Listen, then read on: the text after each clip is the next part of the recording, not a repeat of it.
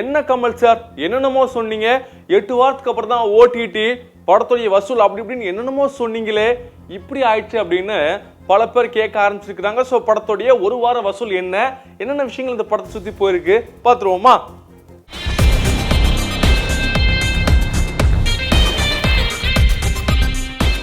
எப்பயுமே மணிரத்னம் இயக்கிய படத்துக்கு ஒரு பயங்கரமான வரவேற்பு உண்டு. அதெல்லாம் குறிப்பா அவரும் கமல் சாரும் சேர்ந்து ஒரு படம் பண்றாங்க அப்படின்னு சொல்றப்ப ஒரு மிகப்பெரிய எதிர்பார்ப்பு இருந்துச்சு. அந்த வகையில படமும் பாத்தீங்கன்னா தமிழ், தெலுங்கு, கன்னடம், மலையாளம் அப்படின்னு நிறைய லாங்குவேஜஸ்ல ரிலீஸ் ஆச்சு. குறிப்பா ஹிந்தியில கூட ரிலீஸ் ஆச்சு. ஜூன் 5ஆம் தேதி தான் படம் ரிலீஸ் ஆச்சு. ஆனா படத்துக்கு ட்ரெய்லருக்கு அப்புறம் இருந்த எக்ஸ்பெக்டேஷன் படம் வந்ததுக்கு அப்புறமா அது பூர்த்தி ஆச்சான்னு கேட்டீங்கன்னா கொஞ்சம் இல்லைன்னு தான் சொல்லணும். ஏன்னா விமர்சன ரீதியாக ஏகப்பட்ட பிரச்சனைகள் இந்த படம் சந்திச்சிச்சு. ஏன்னா எதிர்மறையா பல பேர் இந்த படத்துக்கு ரிவ்யூ பண்ணியிருந்தாங்க. அதன் காரணமாக இந்த படம் எதிர்பார்த்த பாக்ஸ் ஆபீஸ் வசூல பெறாது அப்படிங்கிற பேச்சும் எழுந்துருச்சு. அந்த வகையில கிட்டத்தட்ட ஒரு வாரம், அதாவது 7 நாட்கள்ல கிட்டத்தட்ட 85 கோடி இந்த படம் வசூல் பண்ணிருக்கு அப்படின்னு சொல்லப்படுது.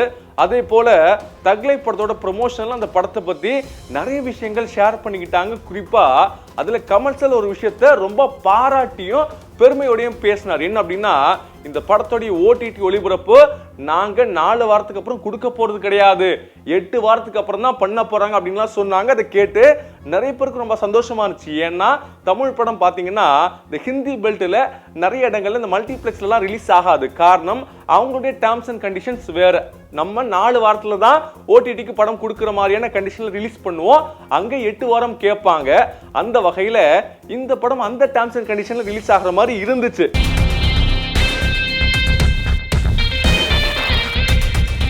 ஆனா இப்போ இந்த படம் பாத்தீங்கன்னா பெருசா ரிவ்யூ ஆகும், பெருசா மக்களை சாட்டிஸ்ஃபை பண்ணல. குறிப்பா பாக்ஸ் ஆபீஸ் வசூல்லையும் கொஞ்சம் சொதப்பிருக்கிற காரணத்தினால இந்த படம் அந்த 8 வாரத்துக்கு முன்னாடியே ஓடிடில வந்துடும் அப்படின்னு சொல்லப்படுது.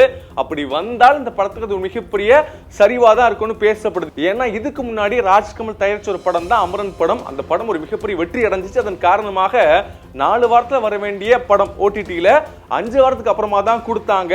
ஸோ இந்த ஒரு வீழ்ச்சி ஒரு மிகப்பெரிய கேள்விக்குரிய ரசிகர்களுக்கு எழுப்பியிருக்கு. ஆனாலும் பார்த்தீங்க அப்படின்னா இந்த படத்தின் ஒரு தோல்வி மீண்டும் அவர் அடுத்த லெவலுக்கு கொண்டு போகும். அடுத்த படத்துல மீண்டும் ஃபார்ம் ஆகி வருவாரு கமலஹாசன் அவர்கள் அப்படின்னு சொல்லிட்டு இருக்கிறாங்க அவருடைய ரசிகர்கள்.